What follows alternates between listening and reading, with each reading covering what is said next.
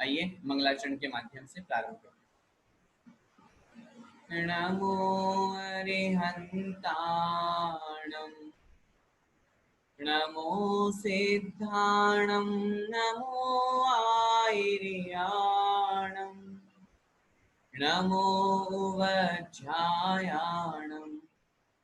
नमो लोय सव्यसाहूणम्।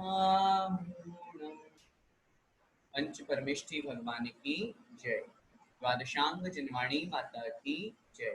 संत शिरोमणि आचार्य भगवंत 108 श्री विद्यासागर जी महाराज की जय। परम पूज्य गुरुदेव मुनि पुंगव श्री 108 सुधा सागर जी महाराज की जय। अढ़ाई दीपस्थ समस्त मुनिराजों की जय। कविवर भक्तावर सिंह जी की द्वारा लिखी हुई यह पूजन है पार्श्वनाथ भगवान की पूजन। आइए हम सभी उच्चारण के माध्यम से एक साथ प्रारंभ करते हैं। वर स्वर्ग प्राणत को विहाय सुमात वामा सुत भय अश्वसेन के पारस जिनेश्वर चरण जिनके सुर नए नौ हाथ उन्नत तन विराज उरग लक्षण पद लसे ठापू तुम्हें जिन आए तिष्ठो करम मेरे सब नशे। अर्थ देखिए, वर स्वर्ग प्राणत को विहाय। वर माने श्रेष्ठ, स्वर्ग को, स्वर्ग कौन सा? प्राणत। 16 स्वर्ग होते हैं ना, सौधर्म, ऐशान, सानत कुमार, माहेंद्र, ब्रह्म, ब्रह्मोत्तर, लांतव, कापिष्ठ, शुक्र, महाशुक्र, शतार, सहस्रार, आनत, प्राणत, आरण और अच्युत। तो इनमें जो प्राणत नाम का विमान है, उस प्राणत नाम के विमान को विहाय, विहाय माने छोड़ करके, पार्श्वनाथ भगवान पूर्व पर्याय में कहाँ थे? प्राणत नाम के विमान में थे।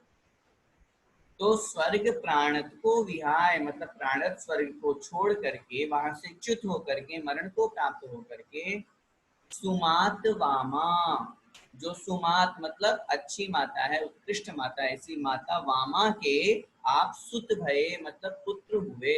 सुत मतलब पुत्र। माता का नाम क्या है? वामा देवी। अश्वसेन के पारस जिनेश्वर, और पिता कौन है? अश्वसेन। तो अश्वसेन के पारस जिनेश्वर, पार्श्वनाथ भगवान, जिनेश्वर मतलब भगवान। चरण जिनके सुर नए, चरण मतलब चरणों में, जिनके मतलब जिनके, सुर मतलब देवता, नए, नए मतलब नमित होते हैं, मस्तक झुकाते हैं। जिनके चरणों में, सुर मतलब देवता, नए, नए मतलब नमस्कार करते हैं, सिर झुकाते हैं। ऐसे पार्श्वनाथ भगवान माता वामा के और अश्वसेन के बेटे हुए। नौ हाथ उन्नत तन विराजे, नौ मतलब नव और हाथ मतलब हाथ।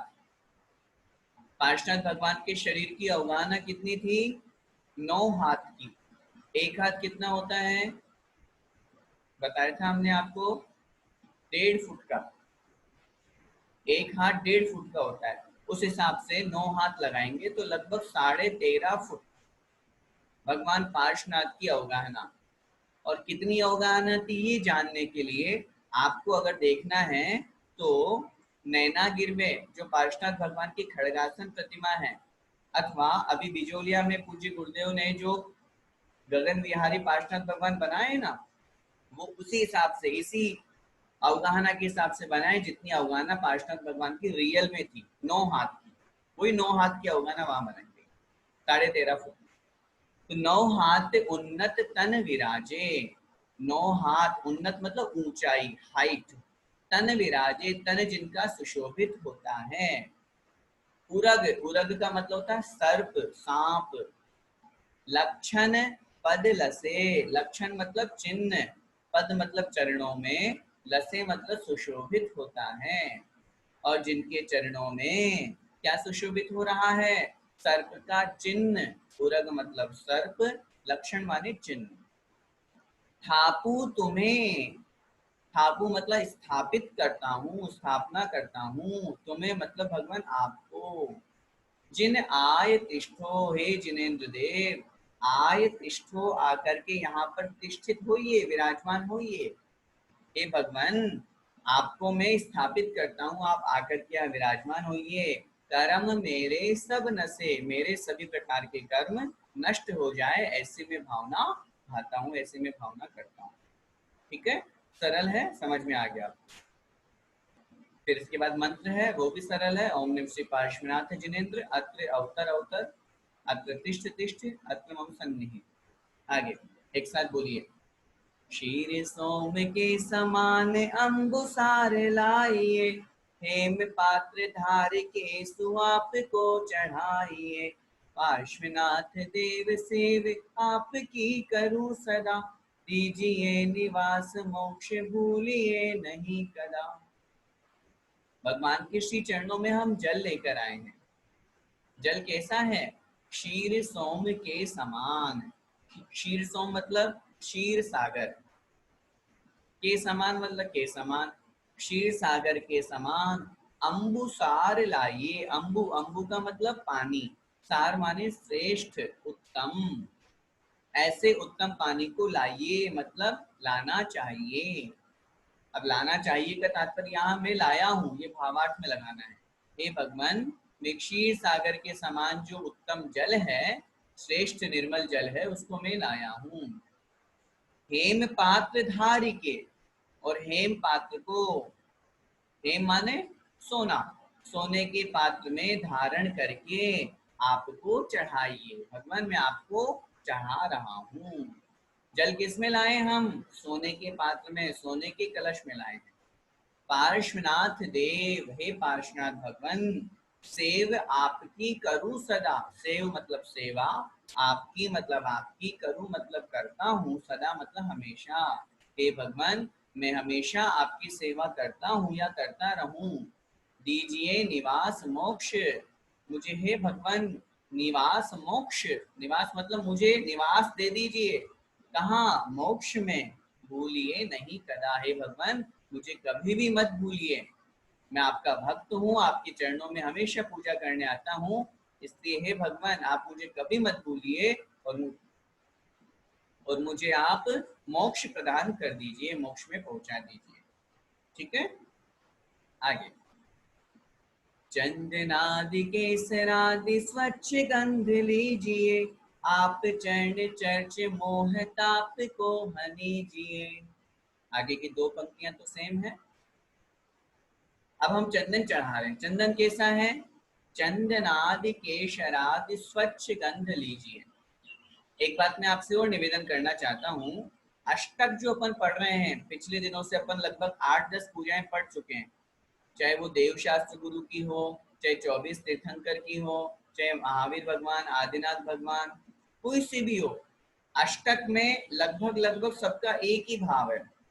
जल कैसा लाया हूँ? तो भाव एक ही है कि स्वच्छ सुंदर नीर, चाहे वो क्षीर सागर का हो। चंदन में मलियागिरी का लाया हूँ, उसमें चंदन और केसर ये सब मिलाया। तो अष्टक जो है, जल से लेकर के फल और अर्घ्य जो हम बोलते हैं, उनमें जो छंद बनाए गए हैं, उन सबका तो भाव एक ही है। विशेष रूप से जयमाला में अपन को समझना है कि इसमें वर्णन क्या है। जयमाला में किसका वर्णन है? किन्हीं किन्हीं जयमाला में बहुत अच्छा वर्णन, गुण स्थानों का वर्णन है, किसी में 12 सभाओं का वर्णन है। जैसे कल अपन ने महावीर भगवान के बारे में पढ़ा था, तो उनके जीवन चरित्र का थोड़ा थोड़ा सा वर्णन आया। अपन ने सिद्ध भगवान की जयमाला पढ़ी, तो उसमें सिद्धों के गुणों का वर्णन आया। अपन ने आदिनाथ भगवान की जयमाला पढ़ी, तो उसमें चारों गतियों के दुखों का वर्णन करके भगवान आप इन सबको मिटाने वाले हैं, वो वर्णन आया। तो इस तरह अलग अलग वर्णन जयमाला में विशेष रूप से दिया जाता है, उसको अपन थोड़ा सा ध्यान से पढ़ेंगे। बाकी अष्टक तो लगभग लगभग वही है, फिर भी अपन अर्थ समझते हैं। चंदन आदि अर्थात चंदन आदि, केशर आदि और केशर आदि, स्वच्छ गंध लीजिए। स्वच्छ मतलब निर्मल, साफ, गंध को लेना चाहिए। गंध, गंध का मतलब सुगंधित। और फिर साथ में आप चरण चर्च, आपके चरण मतलब चरणों को, चर्च मतलब पूजते हुए, आपको चरणों की पूजा करने से मोह ताप को हनीजिए। मोह रूपी जो ताप है, संताप है, जो दुख का कारण है, उसको हनीजिए, उसको नष्ट कर दीजिए। ठीक है, हनीजिए मतलब नष्ट कर दीजिए। आपके चरणों में चंदन चढ़ाने से मोह रूपी जो संसार का ताप है नष्ट हो जाता है। आगे देखिए, फेन चंद के समान अक्षतान लाई के, चरण के समीप सार पुंज को रचाई के। अब हम अक्षत लेके आए हैं। अक्षत कैसे हैं? अक्षत कैसे होते हैं? सफेद होते हैं ना। और फेन, फेन जो होता है वो भी कैसा होता है? सफेद होता है। फेन का मतलब झाग। जैसे बहुत सारा पानी कलेक्ट होता है, तो एक गंदे से गंदा पानी भी क्यों ना हो, लेकिन उसका जो झाग निकलता है वो सफेद ही होता है। जैसे अपन लोग कपड़े धोते हैं, उसका भी फेन निकलता है। तो यहाँ पे एक उपमा की जा रही है कि सफेद स्वच्छ सुंदर तो है ही, लेकिन जैसे क्षीर सागर हो या कोई सा भी हो जल उसका, तो जब उसके फेन इकट्ठा होता है तो एक तो स्वच्छ जल और उसका फेन जो है वो और ज्यादा सफेद होता है। तो फेन चंद के समान, फैन और चंद्रमा के समान, चंद्रमा जैसे सफेद होता है उसके समान अक्षतान लाई के, हे भगवान मैं अक्षत लेकर के आया हूँ। और चरण के समीप, और आपके चरणों के समीप में सार मतलब ये श्रेष्ठ जो पुंज है उनको मैं चढ़ाता हूँ। अक्षत का मैं पुंज बना करके आपके चरणों में इन श्रेष्ठ पुंज को चढ़ाता हूँ, जो मैं आपके चरणों में लेकर के आया हूँ। ठीक है, आगे देखिए, केवड़ा गुलाबी और केतकी चुनाइए, धार चरण के समीप काम को नसाइए। अब हम पुष्प लेके आए हैं। पुष्प कैसे हैं? केवड़ा, गुलाब और केतकी, इनको मैं चुनाइए मतलब चुन चुन के लाया हूँ, बिल्कुल देख देख करके लाया हूँ। और वही भाव यहाँ लगाना है, कल्प वृक्षों से मिलने वाली जो सामग्री है वो हम यहाँ पे कलेक्ट कर रहे हैं। और उस कल्प वृक्ष की सामग्री को भगवान मैं आपके श्री चरणों में चढ़ा रहा हूँ। ऐसे सुंदर सुंदर कल्प वृक्षों से मिलने वाले केवड़ा, गुलाब और केतकी आदि पुष्प धार चरण के समीप, धार मतलब धरता हूँ, चढ़ाता हूँ। कहाँ? चरण के समीप, चरणों के समीप में, चरणों के समीप पास में। अब यहाँ देखो, एक कहने की पद्धति होती है। अगर आप किसी से पूछो कहाँ जा रहे हो, तो हम क्या बोलते हैं? गुरुदेव के चरणों में जा रहा हूँ। तो चरणों में जाने का मतलब क्या चरणों में जाके बैठोगे? चरणों में जाने का तात्पर्य है वहां उनके समीप में हम जा रहे हैं, उनके पास में जा रहे हैं। बहुत से स्थानों पर बहुत तरह के शास्त्रों में अपन लोग शब्द पढ़ेंगे, भगवान के श्री चरणों में हमें ये चढ़ाना चाहिए, है ना। भगवान के श्री चरणों में अपन को अक्षत चढ़ाना चाहिए, भगवान के श्री चरणों में पुष्प चढ़ाना चाहिए। तो चरणों में चढ़ाने का भाव वहां चरणों में चढ़ाना नहीं है, चरणों के समीप वहां पूजा करने का है। अपन ये थोड़ी ना कहते हैं कि भगवान के चरणों में जाकर अपन बोलने मैं भगवान के चरणों में जा रहा हूँ, तो चरणों में जाकर के बैठते थोड़ी ना चरणों के ऊपर। अब लोग उसका अर्थ भावार्थ समझते नहीं है और उल्टा अर्थ लगा लेते हैं, तो चरणों पे पुष्प चढ़ा देते हैं। अब यहाँ धार चरण के समीप, तो चरणों के समीप में मैं धार मतलब चढ़ाता हूँ, कहने का भाव ये भगवान मैं आपके पास में आया हूँ, आपके समीप में अष्ट द्रव्यों की पूजा कर रहा हूँ। काम को नसाइए, भगवान मेरे काम जो है, मेरी जो इच्छाएं हैं, मेरी जो वासनाएं हैं, इनको आप नसाइए अर्थात नष्ट कर दीजिए, समाप्त कर दीजिए। आगे, हे विरादि बाविरादि मिष्ट सर्पि में सने, आप चरण चर्चिते क्षुधादि रोग को हने। क्या मतलब? अब हम नैवेद्य लेके आए हैं, नैवेद्य में क्या क्या लाए हैं? घेवर आदि, राजस्थान के फेमस है, एमपी यूपी में कम चलते हैं। और बावर, ये भी एक कोई पदार्थ का नाम है, हमने खोजने की कोशिश की लेकिन हमें अर्थ नहीं मिला, कहीं चलता होगा, खाद्य पदार्थ नैवेद्य, ये भी बावर नाम का। तो घेवर आदि, बावर आदि, मिष्ट माने मीठे हैं, सर्पी में सने, सर्पी, सर्पी का मतलब होता है घी, व्रत घी, उसमें सने हुए जो है, उसमें बनाए हुए जो है, मतलब शुद्ध देसी घी के घेवर हैं। ऐसे नहीं है कि हाँ बाजार के लोकल घेवर उठा करके ले आए। शुद्ध देसी घी के घेवर। अब यहाँ भाव ये अर्थ लगाना है कि भगवान मैं आपके चरणों में ऐसा शुद्ध नैवेद्य चढ़ा रहा हूँ। किन्हीं किन्हीं पुस्तकों में निष्ठ सद्य में सने ये भी लिखा हुआ मिलता है, तो वहां सद्य से तात्पर्य अपन को समझना शीघ्र, मतलब तुरंत के तुरंत ताजा बनाए हुए।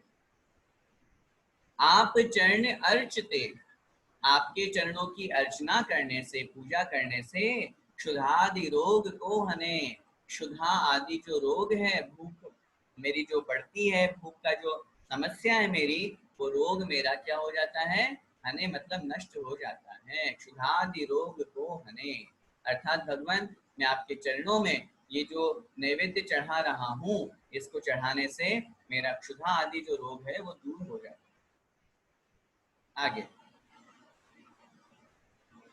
लाए रत्न दीप को स्नेह पूर के भरो, वाटिका कपूर वारी मोह ध्वांत को।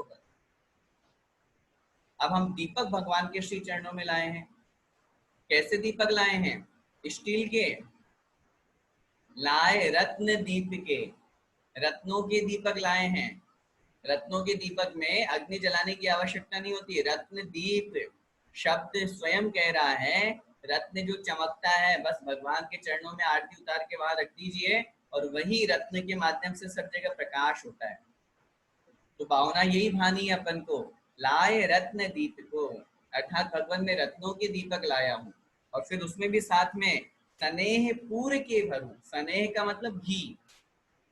कल हमने आपको बताया था घी या तेल चिकनाई से युक्त पदार्थ को स्नेह या स्नेह बोलते हैं। अपन उत्कृष्ट ले ना, उसमें घी अपन को ग्रहण करना चाहिए। स्नेह पूर अर्थात घी को पूरित करके, भर करके मैं भरूं मतलब मैं भरता हूँ और आपके चरणों में चढ़ाता हूँ। साथ में वाटिका कपूर वारी, वाटिका मतलब बत्ती, बाती बना करके जिसमें घी भरा हुआ है और साथ में कपूर की बाती, मात्र घी की बाती नहीं, कपूर की भी बाती बना करके। कपूर की बाती बनाने का तात्पर्य कपूर जलाना, उसकी जो लो निकलेगी वो एक बाती के जैसे ही तो है। मोह ध्वांत को हरूं, और ऐसा दीपक जला करके भगवान मैं मोह रूपी ध्वांत, ध्वांत का मतलब था अंधकार, मोह ध्वांत को हरूं, मोह रूपी अंधकार को मैं हरूं मतलब नष्ट करूं।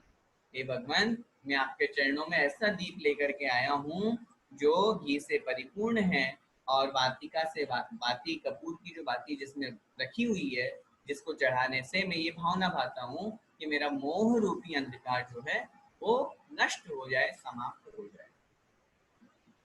आगे धूप गंध ले के सुअग्नि संग जारिये, तास धूप के सुसंग अष्ट कर्म वारिये। धूप गंध लेके, अब अपन धूप चढ़ा रहे हैं भगवान के चरणों में, तो धूप कैसी धूप? गंध लेके, सुगंधित धूप को लेकर के, जो गंध से युक्त है, सुगंधित है, ऐसी धूप को लेकर के सुअग्नि संग जारी है। सुअग्नि मतलब अच्छी अग्नि के, संग मतलब संग में, समीप में, जारिये मतलब जलाइए, अर्थात बहुत अच्छी सुंदर शुद्ध अग्नि के समीप में, मतलब कहने का तात्पर्य वही है, अग्नि में उस धूप को डालिए, जारिए, जलाइए। तास धूप के सुसंग, और उस धूप के साथ में क्या कीजिए? अष्ट कर्म वारिये, आठों कर्मों का निवारण कर लीजिए।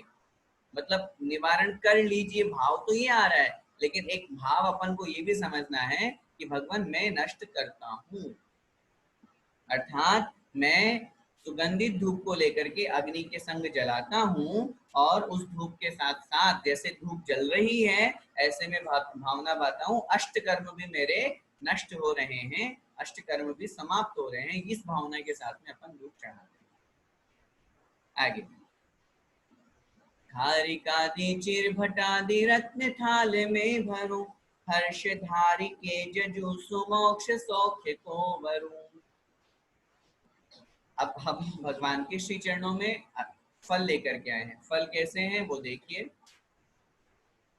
खारिक आदि, खारक आदि, खारक का मतलब होता है जो क्या बोलते हैं अपन उसको, खजूर बोलते हैं, सूखा हुआ छुआरा, उसको खारक बोला जाता है।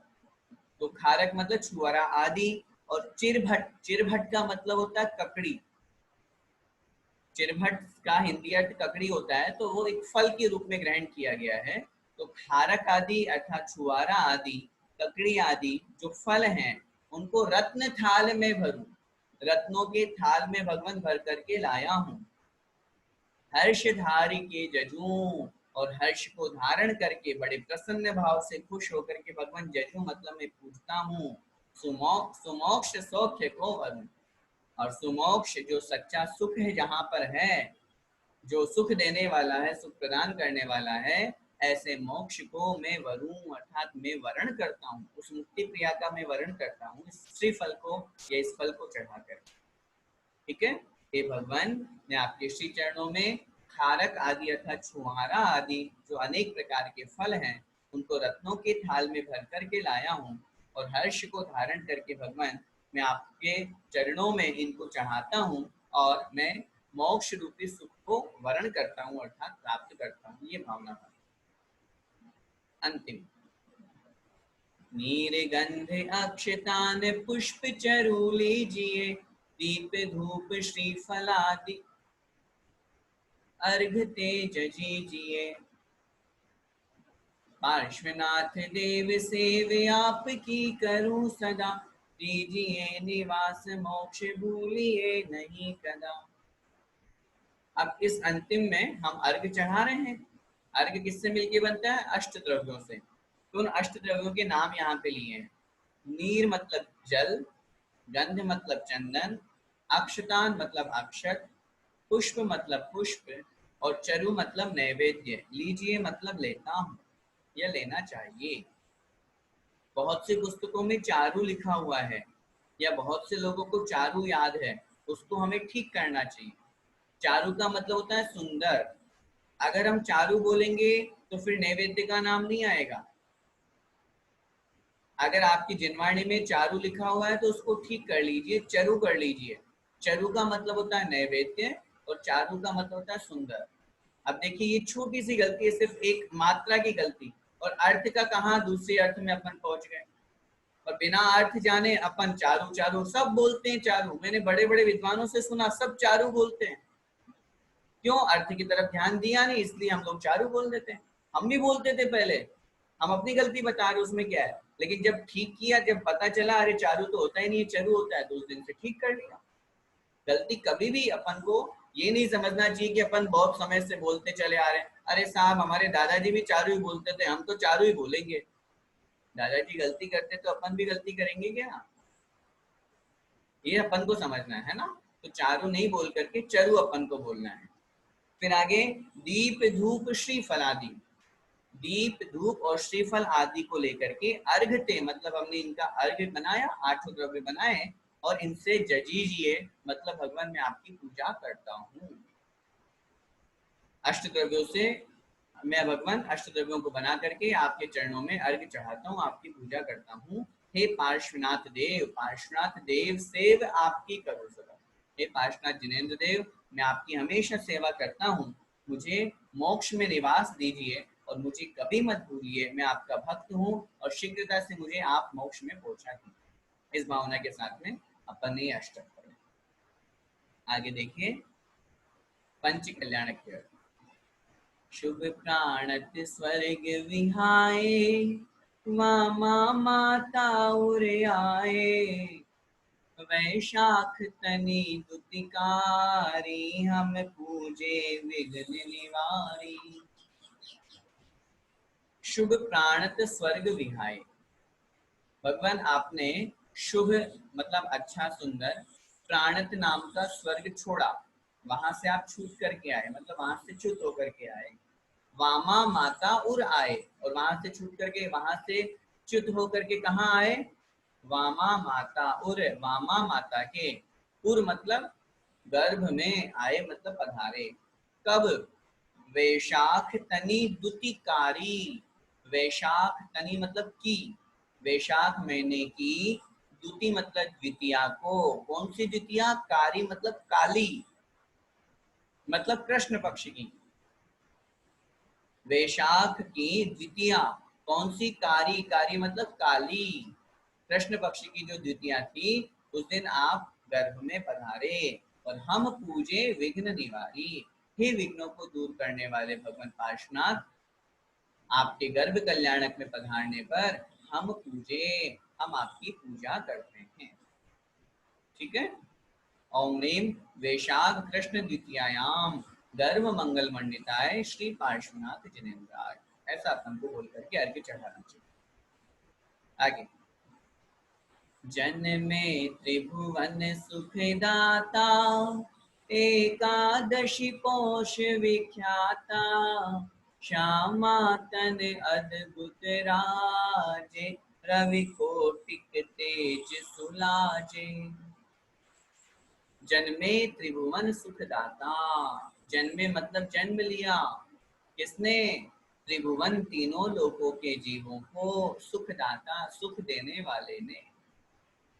जब भी किसी तीर्थंकर का जन्म होता है, पूरे तीनों लोकों में एक क्षण के लिए शांति हो जाती है। आचार्य ने लिखा, नरकों में भी एक क्षण के लिए शांति होती है। जहां पूरे जीवन भर 33 सागर तक 7 नरक में भी मार काट ये सब दुखी दुख चलता रहता है, वहां भी एक क्षण के लिए शांति तीर्थंकर के जन्म के समय पर हो जाती है। भले ही वो एक क्षण बहुत छोटा है, उनको अनुभव नहीं हो रहा है, लेकिन होती तो होती है शांति, तो शांति है, भगवान का अतिशय है। तो जो तीनों लोगों को सुख देने वाले हैं, ऐसे भगवान आपका जन्म हुआ। कब?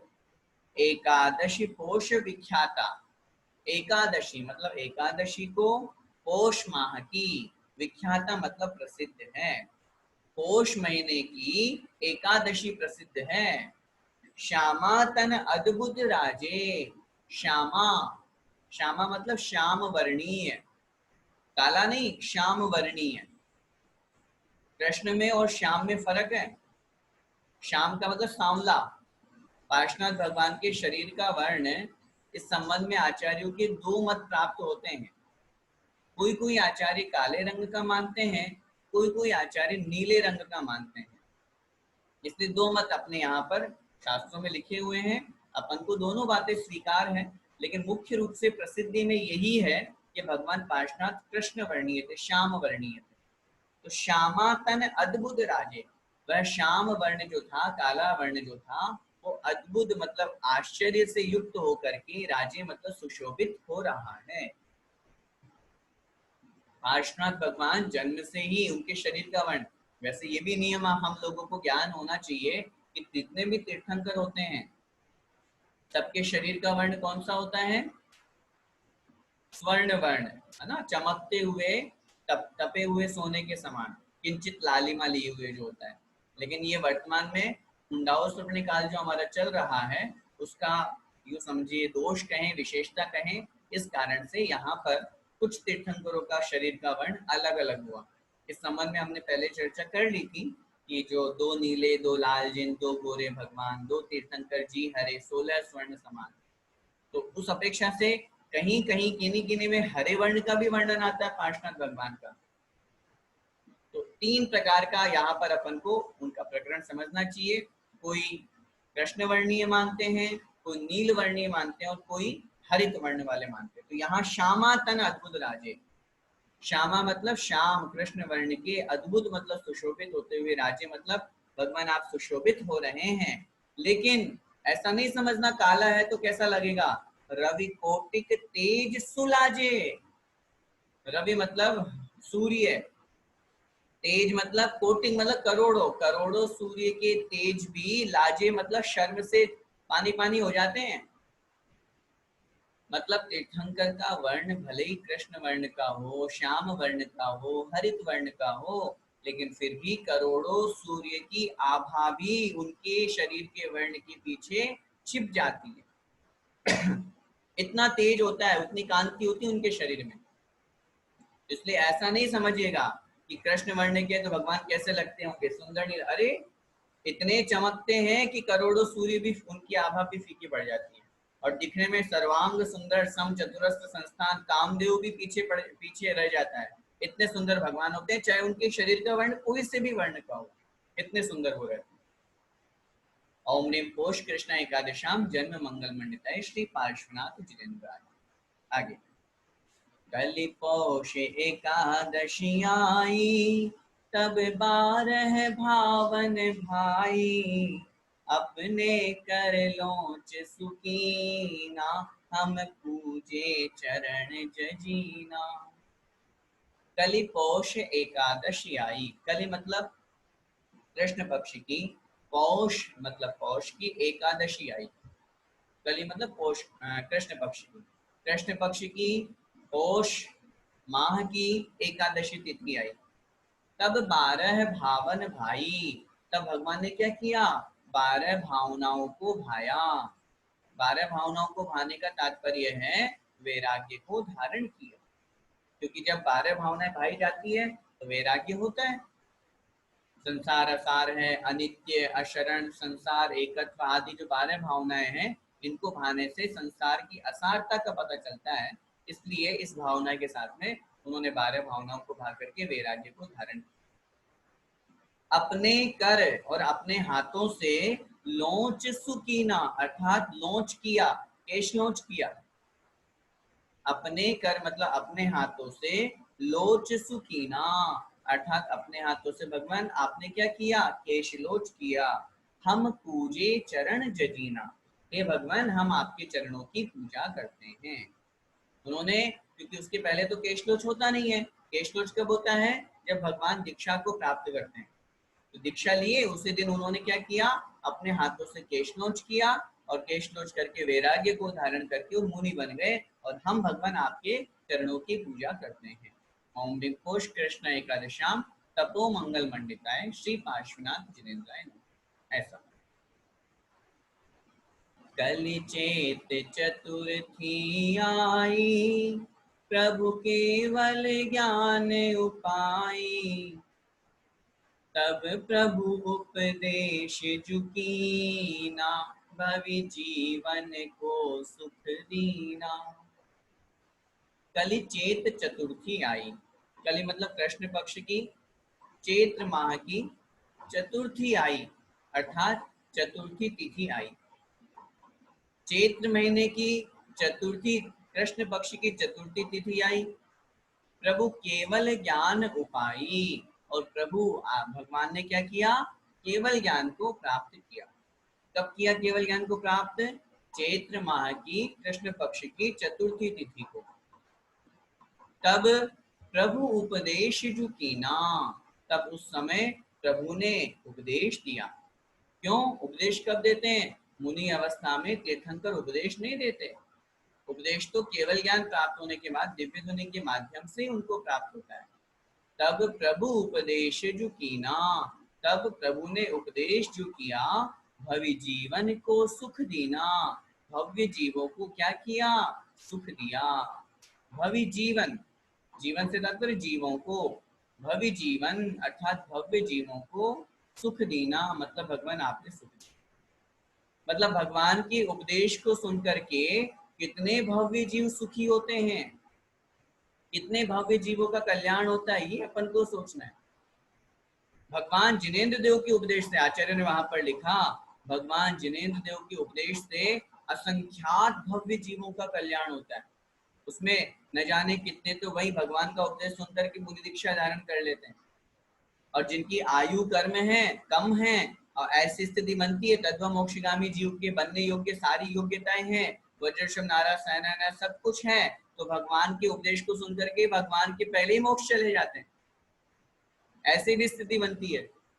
और बहुत से भव्य जीव संयम को धारण करते हैं, माताएं आरिकाओं आरिका पद को धारण करती है, श्रावक श्राविकाओं के व्रत ग्रहण किए जाते हैं, सम्यक दर्शन को प्राप्त किया जाता है।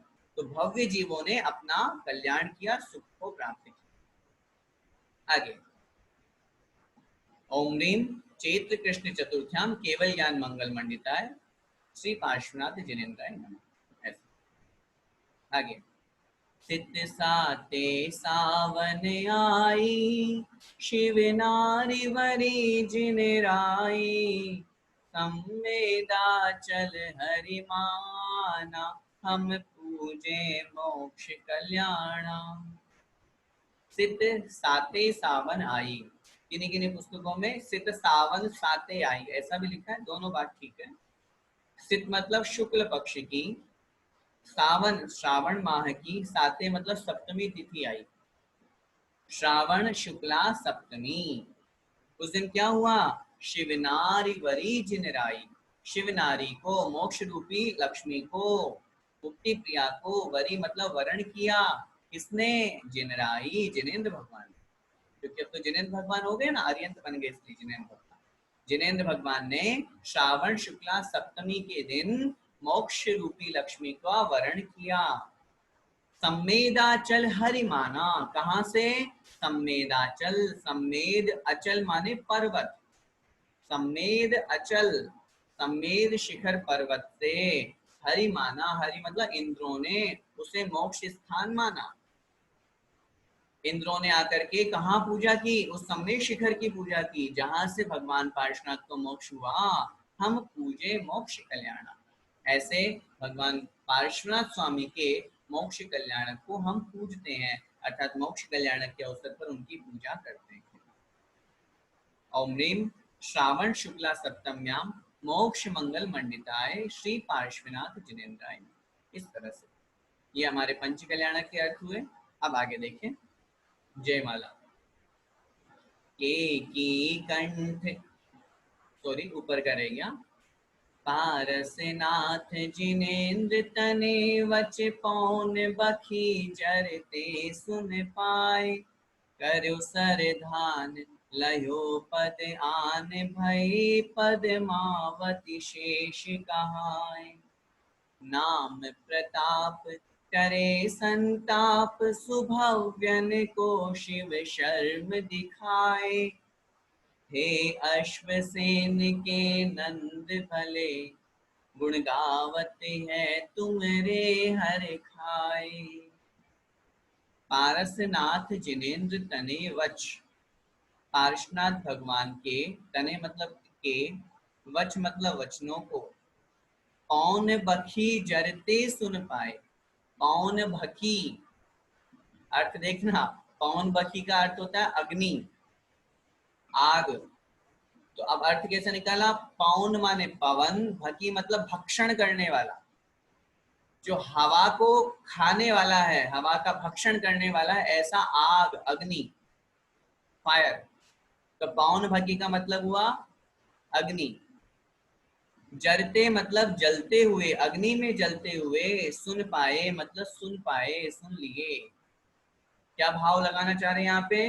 जो नाग नागिन ने जो अग्नि में जल रहे थे, उस लकड़ा, उस के द्वारा जो यज्ञ किया जा रहा था, उसमें पार्श्वनाथ भगवान के उनके वचन सुने, उनका उपदेश सुना, और उस उपदेश को सुनकर के वो आगे जाकर के धर्मेंद्र पद्मावती बने। वो बात यहाँ कह रहे हैं, देखें। पार्श्वनाथ भगवान के वचन सुन करके अग्नि में जलते हुए, अग्नि में जलते हुए, जड़ते माने जलते हुए ने वचन सुना, और उनके वचनों पर करो सरधान, जब श्रद्धान किया, विश्वास किया कि नहीं ये जो कह रहे हैं ये बिल्कुल सही है। लयो पद आन, फिर तब, लयो मतलब प्राप्त कर लिया, पद प्राप्त, पद को, कौन से पद को? भय पद्मावती शेष कहाए। भय मतलब हो गए, पद्मावती, पद्मावती, और शेष, शेष का मतलब शेष नाग स्वरूप मतलब धर्मेंद्र, कहाए मतलब कहे गए। भगवान पार्श्वनाथ के उस समय जो गृहस्थ अवस्था में उनका उपदेश सुना, और उस उपदेश को सुन करके और उन्होंने उसके ऊपर श्रद्धान किया, और उस श्रद्धान के साथ में मरण को प्राप्त हुए, तो वो आगे जाकर के धर्मेंद्र और पद्मावती बने। एक बात और स्पष्ट रूप से यहाँ आप सभी लोगों से मैं निवेदन करना चाहता हूँ, बहुत से चालीसा में, बहुत से स्थानों पर ये लिखा हुआ है, पार्श्वनाथ भगवान ने नाग नागिन को नमोकार मंत्र सुनाया। बहुत अच्छी तरह से आप सभी लोगों से मेरा निवेदन है, भगवान पार्श्वनाथ ने या कोई भी तीर्थंकर कभी भी पूरे जीवन काल में नमोकार मंत्र नहीं बोलते। उन्होंने उन नाग नागिन को उपदेश दिया, उनको समझाया, उनको शिक्षा दी, उपदेश दिया। अब तुम्हारी मरण की अंतिम अवस्था है, अनादिकाल से तुम संसार में घूम रहे हो, अभी अब अपने आप में श्रद्धान भाव, क्योंकि सर्प संगी पंचेंद्रिय होता है, उनके मन होता है, वो समझ रहे हैं कि ये कहाँ हमको पहुंचाना चाह रहे हैं, आत्मा के कल्याण का उन्होंने उपदेश दिया, लेकिन नमोकार मंत्र उन्होंने नहीं सुनाया। चालीसा वगैरह में आपकी ओर, चाहे आप भले आरती वगैरह कुछ भी करते हो या कहीं पे किसी भी स्थान पे आपका लिखा हुआ मिल सकता है, लेकिन आचार्यों के द्वारा लिखा हुआ मूल ग्रंथ में कहीं पर भी आपको ये नहीं मिलेगा कि उन्होंने नमोकार मंत्र सुनाया। इसलिए अपने श्रद्धान को अपने को ठीक करना है। उन्होंने उपदेश दिया, नमोकार मंत्र नहीं सुनाया। नाम प्रताप टरे संताप, नाम का जो प्रताप है, जो तेज है, टरे मतलब नष्ट करता है, संताप मतलब दुखों कष्टों। सुभव्यन को शिव शर्म दिखाए, जो भव्य जीव हैं उनको ये क्या दिखाता है? शिव शर्म, मोक्ष सुख का रास्ता दिखाता है। भगवान जिनेंद्र देव का जो नाम है, पार्श्वनाथ भगवान का जो नाम है, उनका जो उपदेश है, वह भव्य जीवों को मोक्ष मार्ग, मोक्ष रूपी जो शर्म है, शर्म माने सुख, उसको दिखाता है, उसको प्राप्त कराता है। हे अश्वसेन के नंद भले, नंद का मतलब पुत्र, हे अश्वसेन के सुपुत्र, भले मतलब बहुत सुंदर, बहुत अच्छे पुत्र, गुण गावत हैं तुमरे हर खाए, तुम्हारे हर्षित होकर के हम गुण गाते हैं। गुण गावत हैं, आपके हम गुणों को गाते हैं। कैसे? हर खाए, हर खाए मतलब हर्षित होकर के, बड़े प्रसन्न होकर के, खुश होकर के हम आपके गुण गाते हैं। किन्हीं किन्हीं पुस्तकों में है विश्वसेन के नंद बलि, ये भी लिखा हुआ मिलता है। अब ठीक है, हो सकता है कि उनके पिता के नाम अश्वसेन भी और विश्वसेन भी हो, लेकिन वैसे विशेष प्रचलन में अश्वसेन ही है, इसलिए हमको वही समझना चाहिए। केकी कंठ समान छवि, वपुतंग नवहार, लक्षण उरग निहार पद, बंदो पारसनाथ। क्या कह रहे हैं यहाँ पर? केकी कंठ समान छवि, केकी, केकी का मतलब क्या होता है? मयूर, मोर। कंठ मतलब कंठ, उसका गला। मोर का जो गला होता है वो कैसा होता है? नील वर्ण का होता है, गहरा नीला होता है। उसके समान जिनकी छवि है, जिनकी सुंदरता है, जिनका रंग है। केकी कंठ समान छवि, मयूर के कंठ के समान जिनके शरीर का वर्ण है। वपु उतंग नव हाथ, वपु, वपु का मतलब शरीर, उतंग मतलब उन्नत है, ऊंचा है, कितना? नव हाथ मतलब 9 हाथ। वपु उतंग नव हाथ अर्थात जो शरीर है वो 9 हाथ ऊंचा है, मतलब वही 9 हाथ की जिनकी अवगाना है, वपु उतंग नव हाथ। लक्षण उरग निहार पद, लक्षण मतलब चिन्ह, काय का? उरग, उरग का मतलब, उरग का मतलब हुआ सर्प, निहार मतलब निहारिए, कहाँ पे? पद मतलब चरणों में, चरणों में सर्प का लक्षण को निहार करके कि इनके चरणों में चिन्ह किसका है? सर्प का है। इसका मतलब ये कौन है? पार्श्वनाथ भगवान है। वंदो पारसनाथ, मैं पार्श्वनाथ भगवान को वंदना करता हूँ, उनको नमोस्तु करता हूँ, उनको प्रणाम करता हूँ। आगे जयमाला। रची नगरी 6 मास अगार, बने चहु गोपुर शोभे अपार, सुकोट तनी रचना छवि देत, कंगूरन पेलह के बहुकेत। रची नगरी, रची मतलब रचाई गई, नगरी की रचना की गई। कब? 6 मास अगार, 6 माह पहले ही। अगार मतलब पहले।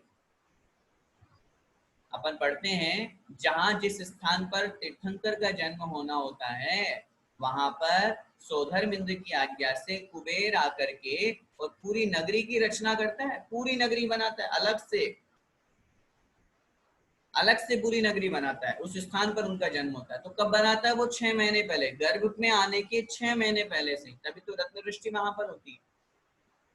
तो इसलिए 6 माह पहले मतलब गर्भ से 6 माह पहले ही कुबेर ने आकर के नगरी की रचना की, और वहां पर बने चहु गोपुर शोभ अपार, बने मतलब बनाए गए, चहु मतलब चारों ओर, चारों दिशाओं में।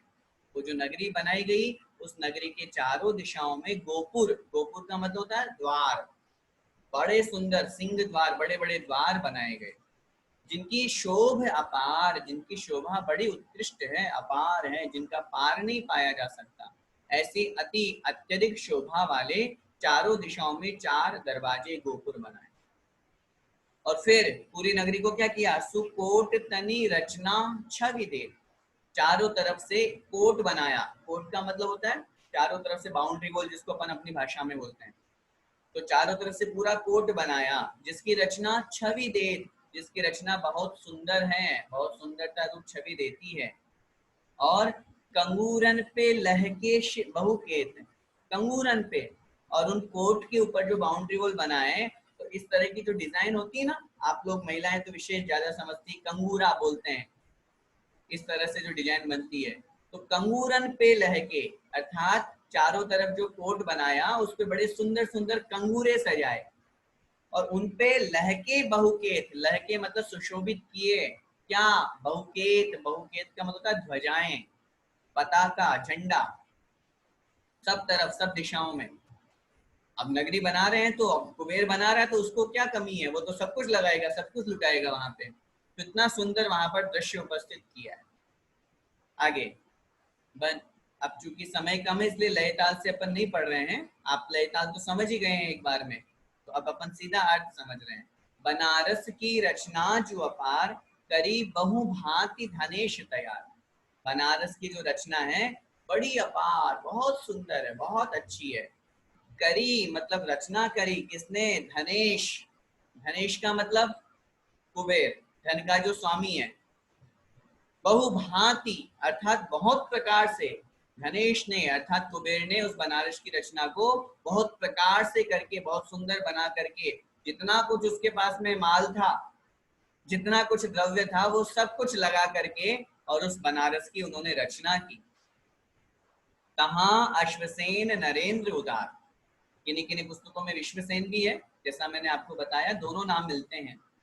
वहां पर विश्वसेन या अश्वसेन नाम के जो नरेंद्र मतलब राजा थे, कैसे थे, उदार, बड़े उदार मन वाले थे, बड़े खुश मन वाले थे, जिनका मन कंजूस नहीं था, दान देने में जो हमेशा आगे रहते थे, ऐसे उदार मन वाले। करे सुखवाम, करे मतलब करते थे सुख को प्राप्त, सुखवाम सुदे पटनार, अर्थात पटनार मतलब पटनारी, अर्थात मुख्य जो उनकी स्त्री थी वो कौन थी, वामा देवी। पट पट रानी जिसको अपन कहते हैं, ऐसे मुख्य जो रानी थी वो कौन थी, वामा देवी। उसके साथ में वो राज्य का संचालन करते थे और बड़े सुख पूर्वक अपना जीवन यापन करते थे। तजो तुम प्राणत नाम विमान, अब भगवान की बात, अब यहाँ पे पूरे पांचों कल्याण का बहुत संक्षेप में वर्णन दे रहे हैं। तजो मतलब तज करके, छोड़ करके, किसको, भगवान, तुम मतलब आपने, प्राणत नाम विमान, प्राणत नाम के विमान को, क्योंकि पूर्व पर्याय में आप प्राणत नाम के विमान में थे। ये नियम होता है, जो भी तीर्थंकर बनते हैं वो स्वर्ग या नरक से ही आते हैं। तीर्थंकर तो मनुष्य पर्याय से बन के जाएंगे मोक्ष, लेकिन उसके पहले की पर्याय उनकी या तो नरक में होगी या स्वर्ग में होगी, ये नियम है।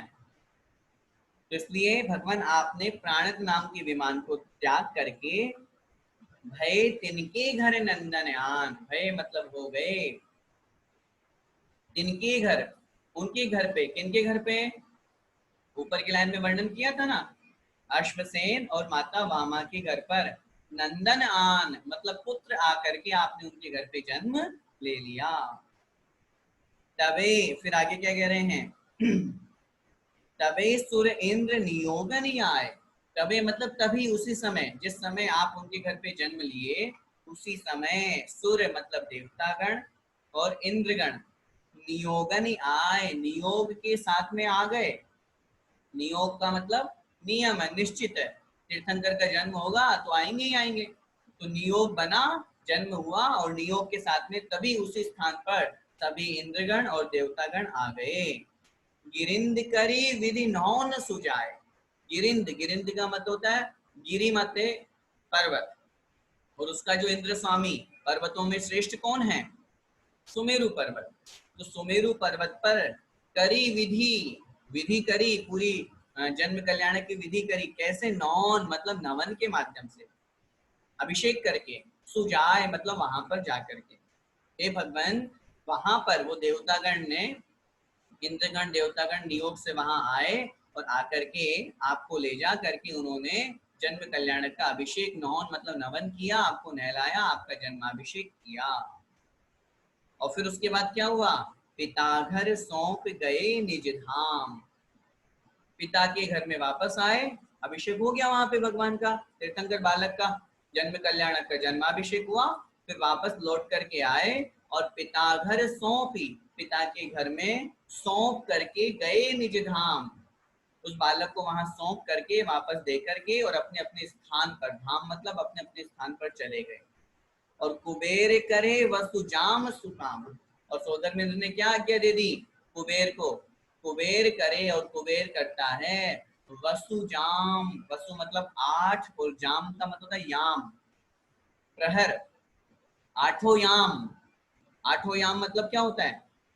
24 घंटे। याम का मत देखो, जाम का मतलब याम और याम का मतलब होता है प्रहर। एक प्रहर 3 घंटे का होता है। अपन बोलते हैं ना दोपहर हो गई, तो दोपहर शब्द इसी से निकला है कि दोपहर निकल गए, 6 घंटे निकल गए, इसलिए 12 बज गए।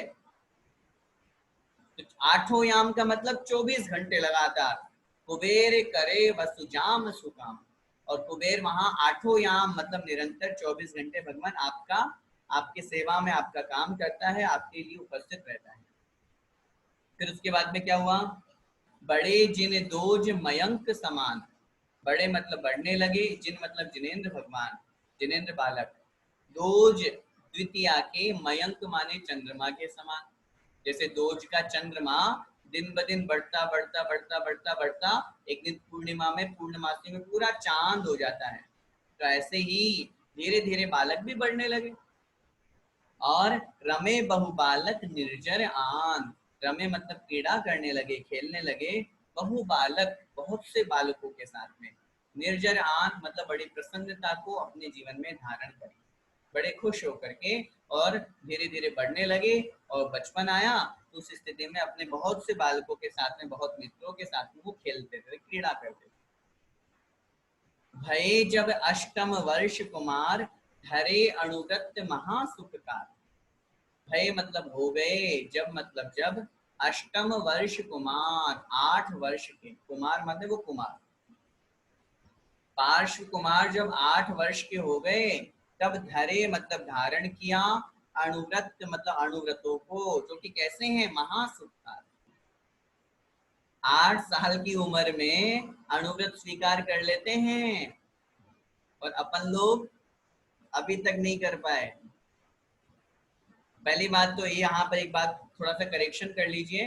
तीर्थंकर कभी भी अणुव्रतों को धारण नहीं करते, अणुव्रत उनके अपने आप हो जाते हैं। धारण तो वो महाव्रत करते हैं। इसलिए आप लोग अपनी अपनी पुस्तकों में धरे की जगह वहां लिख लीजिए भये। भये जब अष्टम वर्ष कुमार, भये अणुव्रत महासुखकार। मतलब जब 8 वर्ष के बालक कुमार, पार्श्व कुमार हुए, तब उनके अणुव्रत अपने आप ही हो गए। भय तब, भय अणुव्रत महासुखकार मतलब जो महासुख को देने वाले अणुव्रत है वो उनके हो गए। ये नियामक है। ऐसा नहीं समझना कि कोई तीर्थंकर का मन नहीं करेगा तो नहीं लेंगे, नहीं, हो ही जाएगा। 8 वर्ष होते ही उनका गुण स्थान 5वां हो जाता है, अणुव्रति हो जाते हैं वो। इसलिए अपने को भय शब्द का प्रयोग करना। आगे, पिता जब आन करी अरदास, वर करो तुम ब्याह वरो मम आस। अब जब बड़े हो गए और 8 वर्ष से भी आगे हो गए, अब ऊपर चलते जा रही है धीरे धीरे उनकी पूरी जीवन कहानी। पिता ने जब आन करी अरदास, पिता ने जब अरदास की, अरदास मतलब प्रार्थना की, विनती की, उनको कहा करो तुम ब्याह है बेटा, तुम ब्याह करो, शादी करो, और वरो मम आस, मेरी आशा को पूरा करो, मेरी इच्छा को पूरा करो। मेरी इच्छा है तुम विवाह करो, ये राज्य संभालो, पूरा सब कुछ तुम्हारा है। लेकिन क्या कहा? करी तब नाही रही जगचंद। करी तब नाही, तब उसी समय ना ही करी मतलब ना कर दिया। रहे जगचंद, जो जग में चंद्रमा के समान अकेले हैं। जैसे चंद्रमा अकेला रहता है, चंद्रमा के साथ में कोई रहता है? कोई नहीं रहता है। उसी तरह जो जग में चंद्रमा के समान है, ऐसे रहते हुए एकाकी मतलब अकेले ही उन्होंने मना कर दिया, नहीं मैं विवाह नहीं करूंगा। और किए तुम काम कषाय जुमंद, और धीरे धीरे आपने अपनी काम वासना को, अपनी इच्छा को, अपनी कषायों को मंद कर लिया, कम कर लिया। चढ़े गजराज कुमारन संग, और धीरे धीरे और उनकी आगे धीरे धीरे आयु निकलती जा रही थी, बढ़ती जा रही थी, तो और बड़े हुए। तो उसमें क्या हुआ, चढ़े, चढ़ करके गजराज मतलब हाथी पे, कुमारन संग अपने कुमार अपने मित्रों के संग मतलब साथ में, अपने मित्रों के साथ में, और आप हाथी के ऊपर चढ़ करके सुदेखत गंग तनी सुतरंग। बनारस के पास में कौन सी नदी निकलती है, गंगा नदी, है ना। तो देखत मतलब देखने के लिए, गंग तनी मतलब गंगा नदी की, सुतरंग मतलब लहरों को देखने के लिए। अपन जाते हैं ना घूमने, अपन भी चलो बैठते हैं थोड़ी देर नदिया किनारे बैठ करके देखते हैं क्या है, जबकि क्या दिख रहा है, पानी पानी तो है, लेकिन फिर भी वहां अपन को अच्छा लगता है। लहरें उठ रही है गिर रही है, लहरें उठ रही है गिर रही है, उस स्थिति को देखा उन्होंने। तो वो देखने के लिए, अपने मनोरंजन के लिए अपने मित्रों के साथ में उन्होंने क्या किया, अपने मित्रों के साथ में हाथी के ऊपर चढ़ करके और गंगा की तरंगों को देखने के लिए गए। लख्यो इक रंग तरे करे तप घोर, और वहां उन्होंने क्या देखा, लख्यो मतलब देखा, इक रंग, रंग का मतलब तापस, भिक्षुक, जो तपस्या करने वाला होता है, भिक्षा लेकर के अपना जीवन यापन करते हैं, वो रंग कहलाते हैं। करे तप घोर, वो घोर तप कर रहा है, भयंकर तपस्या साधना कर रहा है। चहु दिशि अग्नि बले अति जोर, चहु दिशि मतलब चारों दिशाओं में, अग्नि बले अग्नि जल रही है, अति जोर बहुत प्रचंड तेज। बीच में बैठ गए और चारों दिशाओं में अग्नि लगा ली, बहुत तेज अग्नि जल रही है, ऐसा भयंकर कठोर तप कर रहे हैं। कहे जिननाथ अरे सुन भ्रात, तभी कहे मतलब कहते हैं, जिननाथ जिनेन्द्र देव, जो उस समय पार्श्व कुमार थे, वो कहे, बोले, क्या बोले, अरे सुन भ्रात, अरे मेरे भाई सुनो, करे बहु जीवन की मत घात, ये जो तुम चारों तरफ अग्नि जला करके बैठे हुए हो, इससे आत्मा का कल्याण नहीं होने वाला। तुम बहु जीवन की मत घात मतलब बहुत जीवों की घात मत करो। तुम क्यों एक बहुत से जीवों की घात कर रहे हो, बहुत से जीवों को मार रहे हो, क्यों? उन्होंने कैसे जाना, वो पार्श्व कुमार थे, जन्म से इनके पास अवधि ज्ञान होता है, जन्म से तीन तीन ज्ञान के धारी होते हैं जो भी तीर्थंकर होते हैं। तो अवधि ज्ञान से उन्होंने जान लिया, इसमें तो बहुत सारे जीव मर रहे हैं, नाग नागिन तो मर ही रहे हैं, वो तो मतलब मरणासन अवस्था में थे ही सही, लेकिन चारों तरफ अग्नि जलाने में भी कितने जीव मर रहे हैं। तो इसलिए बहुत जीवों का घात हो रहा, तुम ऐसा मत करो। फिर क्या हुआ, भयो तब कोप कहे कित जीव, जले तब नाग दिखाए सजीव। भयो तब कोप, तभी वो कोप हुआ, गुस्सा हुआ, क्रोधित हुआ। कहे कित जीव, और बोला कहाँ है जीव, कित जीव कहाँ है जीव। जले तब नाग दिखाए सजीव, जलते हुए तभी नाग को, सजीव जो जीव सहित थे, अभी जीवित अवस्था में थे, तभी उन्होंने उस नाग नागिन को दिखा दिया, देखो चीरो फाड़ो इस लकड़ी को, और देखो इसमें नाग नागिन जल रहे हैं। लख्यो यह कारण भावन भाए, लख्यो मतलब देख करके, इस कारण को, इस पूरे दृश्य को देख करके, भावन भाए उन्होंने 12 भावनाओं का पाठ किया। वो उपदेश तो हो ही गया, वो सब कुछ तो हो ही गया, तभी उसी समय उन्होंने ये दृश्य देखा, अरे जीव इस तरह मरण को प्राप्त हो जाते हैं, ऐसे ही संसार है। इस तरह से उन्होंने 12 भावनाओं को भाया, और तभी नए देव ब्रह्म ऋषि सुर आए। दिव, दिव का मतलब था स्वर्ग से, नए मतलब नमस्कार करते हुए, ब्रह्म ऋषि सुर, ब्रह्म ऋषि सुर का मतलब होता है लोकांतिक देव, ब्रह्म ऋषि सुर माने देव, ब्रह्म ऋषि देव, ब्रह्म ऋषि देव का मतलब होता है जो जीवन भर ब्रह्मचर्य का पालन करते हैं। व्रत नहीं होता उनके, क्योंकि देव हैं, संयम तो होने का सवाल नहीं है, लेकिन जो जीवन भर देवियों से रहित रहते हैं, लोकांतिक देव उनका नाम है, 5वें स्वर्ग के ऊपर टॉप में उनका निवास है, एक भवावतारी है, अगले भाव में नियम से मोक्ष जाएंगे। ये तीर्थंकर के दीक्षा कल्याणक के समय पे वैराग्य की अनुमोदना करने के लिए आते हैं, तो इसलिए तभी वहां पर ब्रह्म ऋषिसुर, अर्थात ब्रह्म ऋषिसुर मतलब तात्पर्य है लोकांतिक देव वहां पर आए, और उन्होंने आकर के और उनके वैराग्य की अनुमोदना की। तभई सुर चार प्रकार नियोग धरे शिव का निज कंध मनोग। तभई तभी क्या हुआ, सुर चार प्रकार, चार प्रकार के जो सुर होते हैं ना देवता, भवनवासी, व्यंतर, ज्योतिषी और वैमानिक, चारों प्रकार के जो देवता है नियोग होता है ये। जैसे किन्हीं तीर्थंकर को दीक्षा हुआ, दीक्षा का भाव हुआ, वैराग्य हुआ, तभी चारों निकाय के देव आ जाते हैं, क्या लेकर के, शिविका मतलब पालकी लेकर के, वैराग्य के लिए, तो उनको फिर वन में पहुंचाते हैं। तो धरी शिविका निज कंध, अपने अपने कंधे पर, चारों निकाय के देवों ने अपने कंधे पर शिविका मतलब उस पालकी को धरे मतलब धारण किया, जो कि बड़ी मनोग, बड़ी मन को अच्छे लगने वाली थी। कियो वनमाहि निवास जिनंद, और फिर कियो वनमाहि निवास, वन में ही उन्होंने, उन जिनेंद्र देव ने, मुनि पार्श्वनाथ ने निवास किया। धरे व्रत चारित आनंद कंद, और आनंद को प्रदान करने वाले ऐसे व्रत और चारित्र को क्या किया, धारण किया, स्वीकार किया, मुनि व्रत को धारण किया, महाव्रत स्वीकार किया। गहे तह अष्टम के उपवास, गए धन दत्त तने जुवास आवास, अर्थात गहे मतलब ग्रहण किए, तह मतलब तभी, दीक्षा लिए, दीक्षा लेते ही साथ में उन्होंने अष्टम के उपवास, अष्टम उपवास का तात्पर्य होता है, अष्टम भुक्ति का तात्पर्य 3 दिन का उपवास। आप लोग शास्त्रों में शब्द पढ़ते हो, जहां पर कभी आपको लिखा मिल जाए 4 भुक्ति का त्याग, षष्ठ भुक्ति का त्याग, अष्टम भुक्ति का त्याग, 10 भुक्ति का त्याग, तो वहां अपने को समझना क्या है, ध्यान से समझ लीजिए इस विषय को। एक दिन में 2 बार आहार होता है, 2 बार भोजन होता है, तो एक आहार हो गया आज शाम का भोजन, तो एक ये छूटा। फिर तेला किया तो 3 दिन का आहार, तो 3 दूनी 6 वो हो गए, और एक आहार पहले छूट गया 7, और फिर एक अगले दिन, तेला के अगले दिन जब अपन पारणा करते हैं उसमें भी एकाशनी किया जाता है। सही उत्कृष्ट जो अपन करते हैं ना, धारणा और पारणा जिसको कहते हैं, धारणा के दिन भी एक बार, पारणा के दिन भी एक बार, और बीच के जो तेला किया या बेला किया, तो यहाँ तेला किया तो 3 दिन का उपवास हुआ और धारणा पारणा पहले हो गई, तो 8 भोजन छोड़े। अष्टम भुक्ति का मतलब 8 भोजन छोड़े, जिसका मतलब ये कहलाया अष्टम भुक्ति के उपवास, जिसको अपन कहते हैं तेला। अगर अपन बोले षष्ठ भुक्ति के उपवास तो समझना बेला मतलब 2 दिन का आहार, ऐसा।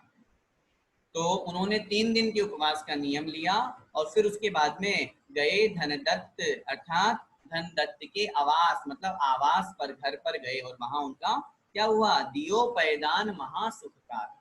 धनदत्त नाम के जो राजा हुए, उनके आवास मतलब आवास पर, निवास स्थान पर वो गए, और वहां उन्होंने, धनदत्त राजा ने क्या किया, पैदान, पै माने दूध का दान दिया। आहार में उन्होंने क्षीरान्न, क्षीर को ग्रहण किया, जो कि महासुखकार है, महासुख देने वाला आहार दान दिया। आहार दान का बड़ा पुण्य है। तीर्थंकर को जो आहार देते हैं वो निकट भव्य होते हैं, शीघ्र ही अगले 2-3 भवों में मोक्ष को प्राप्त करते हैं। भई पनवृष्टि तहाँ 3 बार, और तहाँ मतलब वहां पर, तभी उस समय उस स्थान पर पनवृष्टि भई, पंचवृष्टि हुई, पंचवृष्टि पंचाश्चर्य की बरसात हुई। पहले आपको बताया गया था, मंद सुगंध बयार चलना, बहुत अच्छी अच्छी, बयार का मतलब हवा, मंद सुगंध बयार चलना, रत्न वृष्टि होना, साथ में भीना भीना बहुत थोड़ा थोड़ा जल बरसना, अहोदानम, अहोदानम का जय जयकार होना, इस प्रकार ये, और साथ में दाता धन्य हो, दाता पात्र धन्य हो, दाता धन्य हो, इस तरह से पंचवृष्टि, पंच आश्चर्य वहां पर बरसे। फिर क्या हुआ, गए तब कानन माँ ही दयाल, आहार लिए, आहार लेने के बाद में गए मतलब चले गए, तब मतलब तभी, कहाँ, कानन माही, कानन का मतलब क्या होता है, जंगल, माही मतलब मैं, दयाल मतलब वे दयालु तीर्थंकर, वे मुनि पार्श्वनाथ फिर कहाँ चले गए, कानन में अर्थात जंगल में चले गए। धर्यो तुम योग सबही अगटाल, और धर्यो मतलब धारण किया, योग को, तपस्या को, और उत्कृष्ट तपस्या को। भाई अब मुझे कहीं नहीं जाना, मैं सब प्रकार के कार्यों को, आहार विहार निहार सबको छोड़ के, निहार तो वैसे भी होता ही नहीं उनका, उन सबको छोड़ करके, सब अघ टाल, सभी अघ मतलब पापों को टाल करके, नाश करके, समाप्त करके योग को धारण किया। फिर क्या हुआ, तबे वह धूम सुकेतु अयान, तबे मतलब तभी, वह धूम सुकेतु, धूमकेतु नाम का जो देव था वो अयान मतलब आ गया। देव का नाम क्या था, धूमकेतु। वो कौन, जो कमट का जीव था, कमट का देव में कमट का नाम नहीं था, कमट का जीव था वो, अपन वो कमट नाम प्रसिद्धि से चला आ रहा है, लेकिन इस पर्याय में तो धूमकेतु नाम का देव था। तभी वो आया, भयो कमठाचर को सुरआन, भयो मतलब हो गया, कमठाचर मतलब वही कमट का जो आचरण करने वाला था, कमट के जैसे भेदभाव रखने वाला था, वही सुर का, वही उसी देवता का, धूमकेतु नाम के देवता का वहां पर आना हुआ। करे तब गौन लखे तुम धीर, करे मतलब कर रहा था, नभ मतलब आकाश में, गौन मतलब गमन। वो देव क्या हुआ, उसको थोड़ी ना वो जानबूझ के आया था, वो तो आकाश में गमन कर रहा था, नभ गौन, नभ में गमन कर रहा था। लखे तुम धीर, और जैसे ही आप जो धैर्य के साथ में योग में धारण करके आप वहां बैठे हो, तो तुम लखे, भगवान आपको उसने देखा, और देख करके सुपूरब बैर विचार गहीर, पूर्व मतलब पहले के बैर का उसने विचार किया, गहीर मतलब बड़ा गहरा विचार किया, बड़ा गंभीर विचार किया। अरे ये कौन है जो नीचे बैठा हुआ है, ये तो वही है जिसके साथ में मेरा बैर भाव चला आ रहा है। वो सब पूरा कहानी उसको याद आ गई, बैर भाव पूरा याद आ गया। और फिर तब क्या हुआ, कियो उपसर्ग भयानक घोर, कियो उपसर्ग भयंकर उपसर्ग, भयानक घोर उपसर्ग उसने वहां पर किया। चली बहुत तीक्ष्ण पवन झको, और चलने लगी बहुत तीक्ष्ण, बहुत तेज पवन, झकझोरने वाली, उठा करके फेंक देने वाली, इतनी भयंकर तेज तेज हवा हुआ जीव चलाने लगा, वो देव चलाने लगा। रयो दशहू दिश में तम छाए, रयो मतलब रहा, दशहू दिशी, दशों दिशाओं में, आठों दिशाएं तो ये चारों तरफ, और एक ऊपर और एक नीचे, दशों दिशाओं में तम छाए, अंधकार छाने लगा, पूरा सब जगह अंधकार हो गया। पड़ी जल मूसल, पड़ी जल मूसल धार, नहीं सॉरी, लगी बहु अग्नि लखी नहीं जाए, चारों तरफ उसने अग्नि लगा दी। भगवान के ऊपर देखो कैसा कैसा उपसर्ग कर रहा है वो मुनि अवस्था में।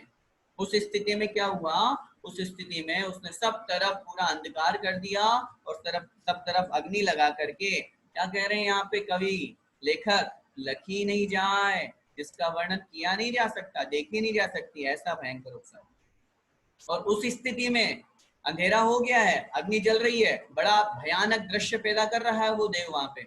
सुरुंडुन की बिन मुंड दिखाए, सुरुंडन का मतलब होता है बिना धड़के, मुंड का मतलब मुंडी, ऊपर का जो फेस है, बिना धड़के, और चेहरे चेहरे दिखा रहा है वो अपनी मायावी रचना से, अकेला चेहरा दिखा दिया, अरे लोग डरे, वो ये डरे, अरे पूरा आदमी तो है ही नहीं, ये मुझे मार डालेगा, राक्षस है।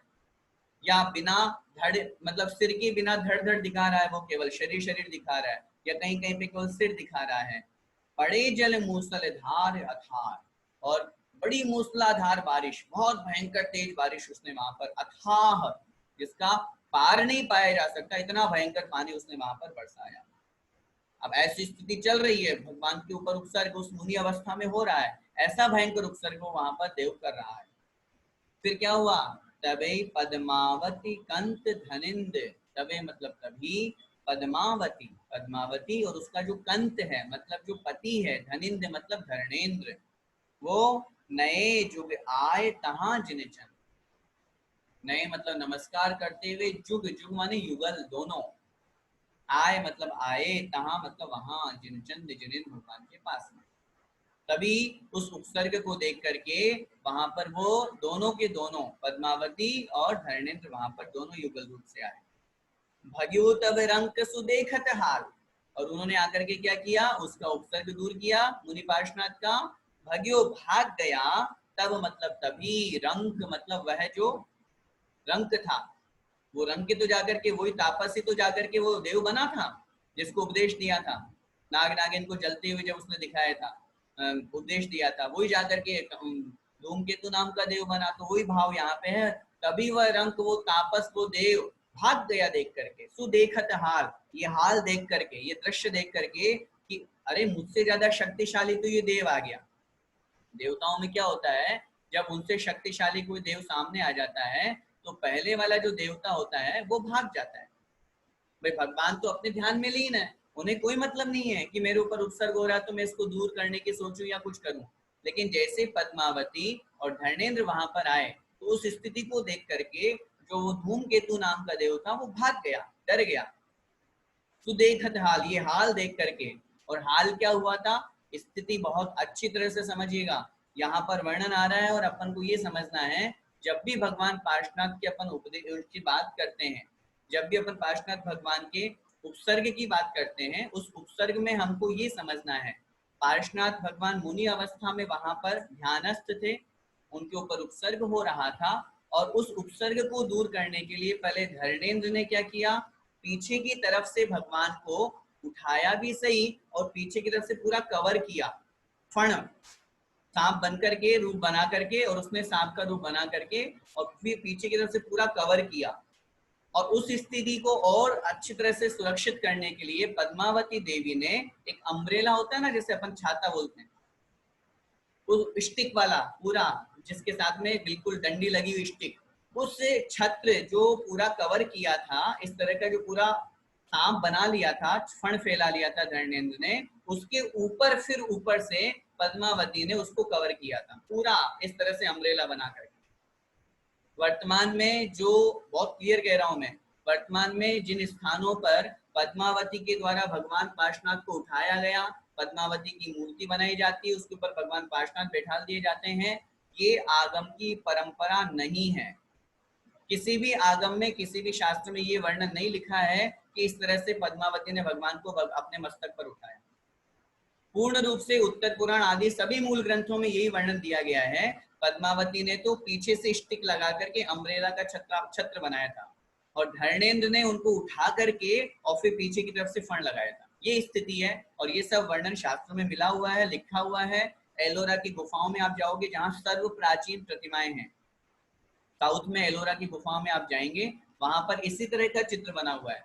और अभी सुनने में भी आया था पूज्य गुरुदेव बिजोलिया में, क्योंकि बिजोलिया में सारा का सारा दृश्य घटित हुआ, अनेक स्थान अनेक प्रमाण वहां शिलालेख के द्वारा अपने को प्राप्त हुए, तो वो पूरा का पूरा दृश्य वैसा ही बना रहे हैं, बिल्कुल सजीव मूर्ति के साथ में। तो अपन लोगों को वो दृश्य भी देखने का मौका मिलेगा।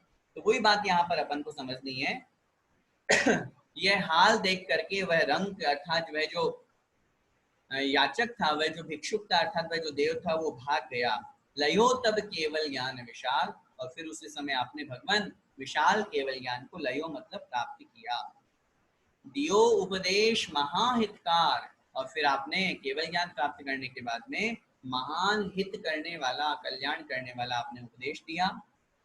सुभव्यन मतलब भव्य जीवों को, बोध मतलब ज्ञान दे करके, समेत पधार, फिर आप समेत की तरफ, समेत शिखर की तरफ पधार गए।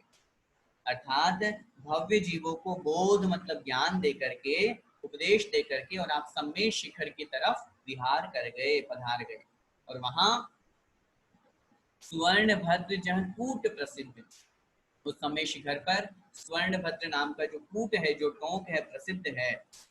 वहां से वरी शिवनारी लही वसुरित, वरी शिवनारी अर्थात शिवनारी को, मोक्ष रूपी स्त्री को आपने क्या किया, वरण किया, मुक्ति प्रिया को आपने वरण किया। और वसुरिद्धि मतलब 8 रिद्धियों को प्राप्त किया।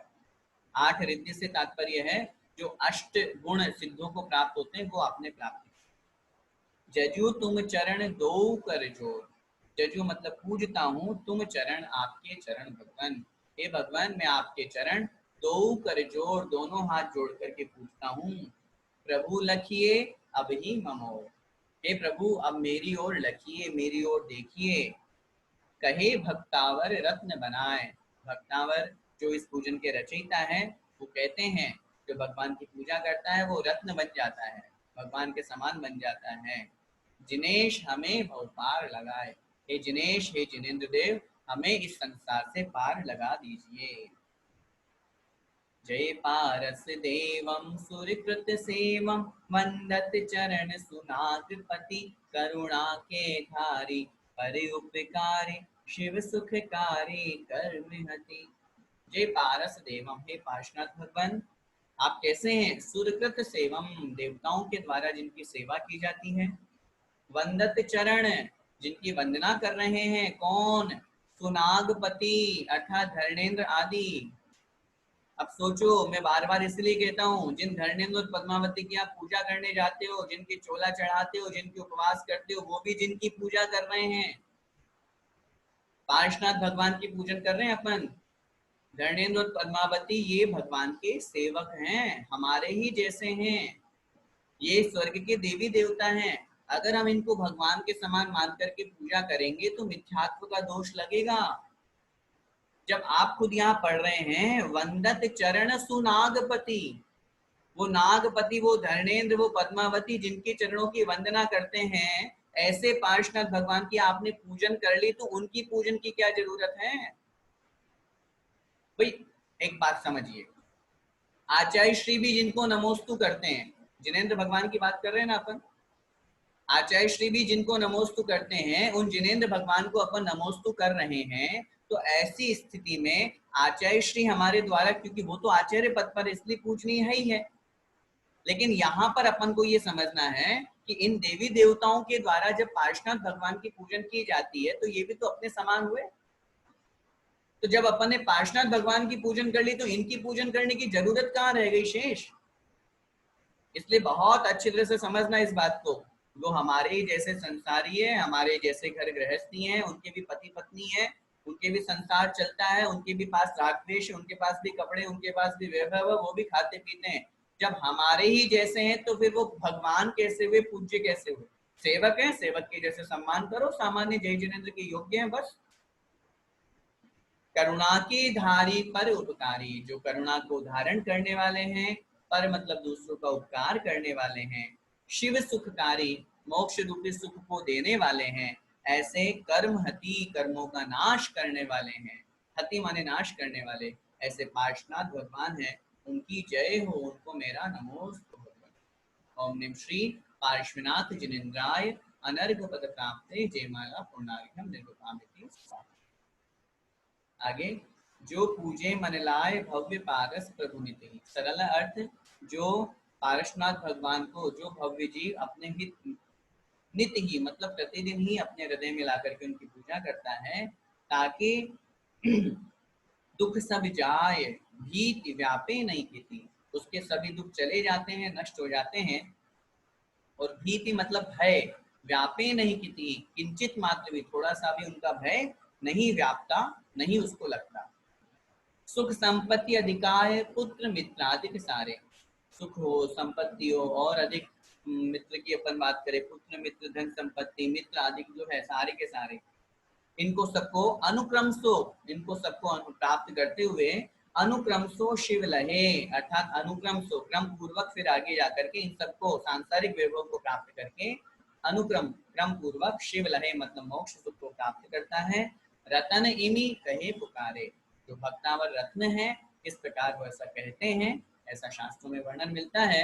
भगवान की पूजा भक्ति से सांसारिक वैभव के साथ साथ क्रम पूर्वक फिर आगे जाकर के मोक्ष सुख की भी प्राप्ति होती है, और वही इस पूजन का अपने को फल समझना चाहिए। इस प्रकार अपने पार्श्वनाथ भगवान की पूजन का अर्थ समझा। मेरा आप सभी लोगों से निवेदन है, पूजन हम प्रतिदिन करते हैं, अर्थ समझ में नहीं आने के कारण से सिर्फ फॉर्मेलिटी कर देते थे एक थाली से दूसरी थाली में। अब अपन को अच्छी तरह से एक एक लाइन समझ करके अर्थ समझ के पूजन करना है, ताकि हमारा बहुत अच्छा मन लगे, बहुत अच्छा भाव लगे, और हम भगवान के और समीप और करीब आए। अपन सब विशेष रूप से पार्श्वनाथ भगवान की पूजा बहुत लोग करते हैं। जितने भी जिन मंदिर में आप दर्शन करने जाएंगे पूरे भारत देश के, वहां पे पार्श्वनाथ भगवान तो मिलेंगे ही मिलेंगे आपको, चाहे आपको अनंतनाथ भगवान, विमलनाथ भगवान मिले ना मिले। तो पार्श्वनाथ भगवान अपन सबके आराध्य हैं, इसलिए अपन सभी उनकी पूजन करें और भावों से करें। और अपन यही भावना भाते हैं कि भगवान जैसे आपने सब उपसर्ग कष्टों को सहिष्णु बन करके समता भाव से सहन करके आपने मोक्ष को प्राप्त किया, ऐसे हम भी सब कष्टों को, सभी आपत्ति विपत्तियों को समता भाव से सहन करके और आपके मार्ग पर, मोक्ष मार्ग पर बढ़कर के मोक्ष को प्राप्त करें। इसी मंगल में भावना के साथ बोलिए पार्श्वनाथ भगवान की जय।